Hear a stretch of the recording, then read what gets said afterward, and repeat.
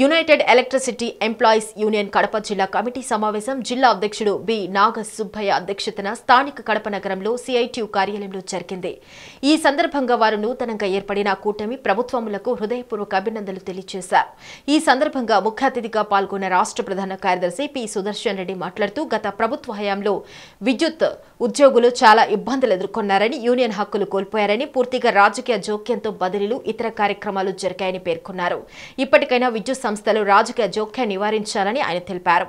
ప్రజా పరిపాలనలో ఉద్యోగులు కూడా న్యాయం చేయాల్సిన అవసరం ఉంది.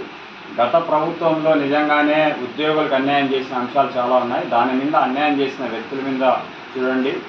గతంలో ఆర్టీపీలో ఒక 40 మందికి పక్కా థర్మల్ పవర్ స్టేషన్ తీసుకొచ్చి ప్రమోషన్ ఇచ్చి వాళ్ళందరూ కూడా పర్మనెంట్ చేయడం జరిగింది. ఈ జిల్లాలో అనేక మంది ఏళ్ళ తరబడి ఉన్నా కూడా వాళ్ళందరికీ కూడా చేయకుండా వైఎస్ జగన్ కనుగొనగా ఉన్న వారందరినీ కూడా ప్రమోషన్ ఇచ్చి పర్మనెంట్ చేయడం జరిగింది. ఇటువంటి విషయాలపైన విచారణ జరిపిస్తే మేము కూడా సహకరిస్తాం.